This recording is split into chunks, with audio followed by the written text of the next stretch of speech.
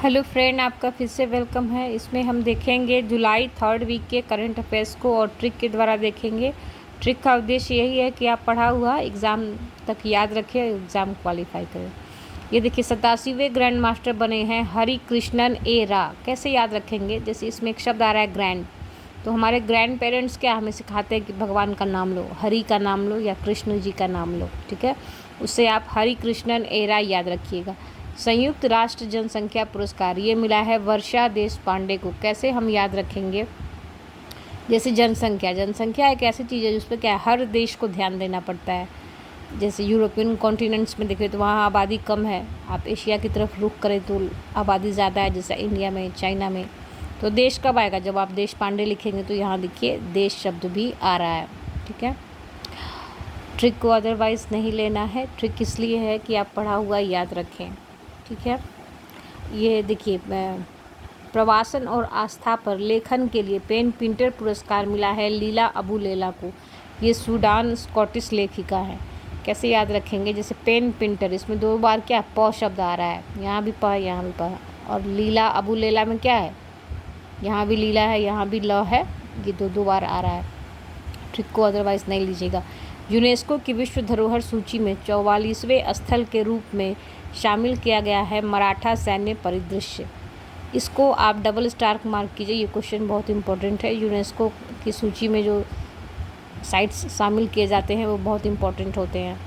तो 11 किले हैं मराठावाड़ा क्षेत्र में, और जिंजी का एक किला ये तमिलनाडु के क्षेत्र में पड़ता था। और जिंजी का जो किला है वो बहुत ही दुर्भेद्य किला था कि वो 3 तरफ से पहाड़ियों से घिरा हुआ था। आगे आपने अगर वो NCERT वगैरह पढ़ी है तो मराठा साम्राज्य को पढ़ना ही पड़ता है, वहाँ से भी क्वेश्चन आते हैं। तो शिवाजी के काल में भी ये इम्पोर्टेंट था, और आगे जो उनके उत्तराधिकारी बने हैं उनके काल में भी ये जिंजी का फोर्ट जो है बहुत इम्पोर्टेंट था। तो इसको याद करके जाइएगा। $4 ट्रिलियन का पूंजीकरण प्राप्त करने वाला दुनिया का पहला कंपनी बना है एनावीडिया। ये US बेस्ड कंपनी है जिसकी AI पे बहुत मजबूत पकड़ है। कैसे याद रखेंगे? एनावीडिया, एन ढक लीजिए, वीडिया से समझ लीजिए कि वीडियो है, और वीडियो से क्या है, बहुत ट्रिलियन में लोग कमा रहे हैं। तो याद रखिएगा कि $4 ट्रिलियन का पूंजीकरण प्राप्त करने वाली दुनिया की पहली कंपनी बनी है एनावीडिया। फीफा क्लब 2025 का खिताब ये जीता है चेल्सी फुटबॉल क्लब ने। ये भी याद रखिएगा, फीफा से भी रिलेटेड क्वेश्चन इंपॉर्टेंट होता है।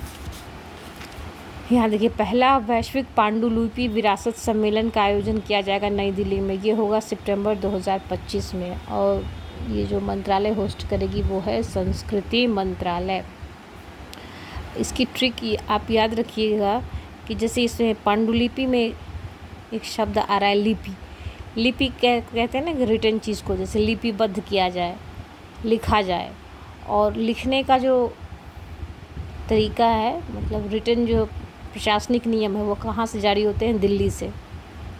वहाँ से जो रिटन आदेश आता है वही पूरे देश को मानना होता है, क्योंकि पूरी इंटायर गवर्नमेंट क्या है वहाँ दिल्ली में ही होती है। तो याद रखिएगा कि पांडुलिपि पर जो विरासत सम्मेलन है उसका मेज़बानी दिल्ली करेगी। ट्रिक को अदरवाइज़ नहीं लेना है। जुलाई 2025 में जनजातीय कार्य मंत्रालय के साथ साझेदारी कार्यक्रम तलाश शुरू किया गया है यूनिसेफ इंडिया के द्वारा। कैसे याद रखेंगे? तलाश को आप समझ लीजिए कि इसका जो फुल फॉर्म है tribal aptitude life skill and self esteem hub. ठीक है, और ये तो इसका टेक्निकल हो गया। आप इसको ट्रिक के बाद देखिए कि तलाश क्या है?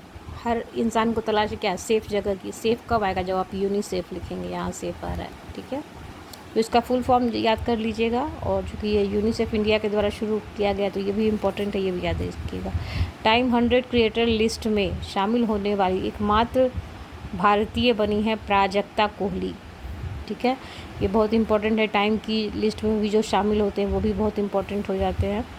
तो प्राजक्ता कोहली ये चूँकि यूट्यूबर हैं और अभिनय से रिलेटेड काम भी ये करती हैं। कैसे याद रखेंगे? जैसे इसमें एक शब्द आ रहा है कोह। कोह का मतलब होता है पर्वत या ढेर सारा।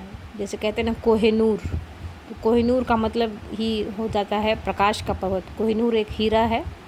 ठीक है, तो कोह का मतलब है पर्वत या ढेर सारा, बहुत ज़्यादा। तो चूँकि टाइम 100 लिस्ट में ये शामिल हुई है तो क्या है, इन्होंने ढेर सारी मेहनत की होगी, ढेर सारा फेम इनको मिलेगा, तो ढेर सारा को कोह भी कहा जाता है। आप गूगल पे सर्च करके देख लीजिएगा, आपको पता चल जाएगा।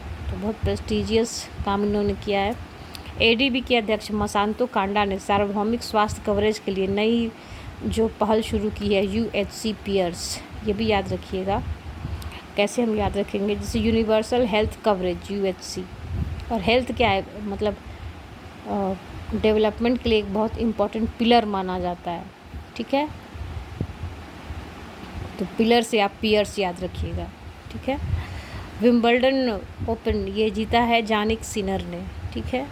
कैसे याद रखेंगे, विम्बल्डन में एक शब्द आएगा बल, और बल जब कोई लगाता है ना तो पूरी जी जान से लगाता है, पूरी ताकत झोंकता है। तो जान कब आएगा, जब आप जानिक सिनर लिखेंगे, ठीक है। ये मात्रा न के ऊपर वाली आप ढक दे तो ये जान ही हो जाएगा।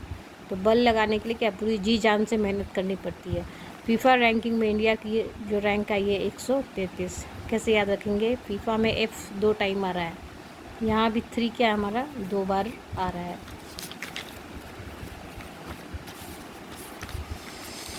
यहाँ कुछ क्वेश्चन रह गया है, ये देखिए। पीएम मोदी ने 2030 तक $20 बिलियन का व्यापार का लक्ष्य रखा है, किसके साथ, ब्राज़ील के साथ। क्योंकि $20 बिलियन का रखा गया है, यहाँ देखिए 20 बिलियन लिखा हुआ है, हाँ 20 बिलियन का व्यापार लक्ष्य निर्धारित किया है। तो 20 बिलियन बहुत बड़ा अमाउंट है, और बहुत बड़े अमाउंट को पूरा करने के लिए क्या, ज़ील चाहिए। कहते हैं ना, फायर होना चाहिए, ज़ील होना चाहिए। ज़ील का मतलब होता है तीव्र इच्छा। तो ज़ील कब आएगा, जब आप ब्राज़ील लिखेंगे। ट्रिक को अदरवाइज़ नहीं लीजिएगा। सिंगदूर ब्रिज का उद्घाटन किया गया है कर्नाटक में। ये किया है हमारे जो केंद्रीय मंत्री जी हैं, नितिन गडकरी जी ने किया है, कर्नाटक में हुआ है। ये काफ़ी न्यूज़ में था, इसको याद रखें। कैसे हम याद रखेंगे, सिंगदूर में आप दूर ढक लीजिए तो एक शब्द आ जाएगा सिंग। सिंग का मतलब क्या है, गाना गाना, सिंग अ सॉन्ग। और वो गाना वगैरह कब होता है, नाटक में। कोई नाटक होता है तो कुछ गाने वाने गाए जाते हैं। तो नाटक कब आएगा, जब आप कर्नाटक लिखेंगे। क ढक लीजिए, न के ऊपर र की मात्रा ढक लीजिए, तो क्या है, नाटक ही हो जाएगा। तो सिंग अ सॉन्ग कब होगा, किसी नाटक में। ट्रिक को अदरवाइज़ नहीं लीजिएगा। इस वीडियो में इतना ही है।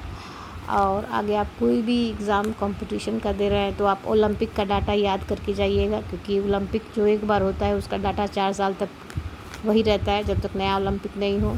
दूसरा, जो नोबेल प्राइज़ विनर हैं उनका भी याद रख के जाइएगा, क्योंकि वो भी जब तक नया नहीं मिलता तब तक पिछला वाला ही मान्य किया जाता है।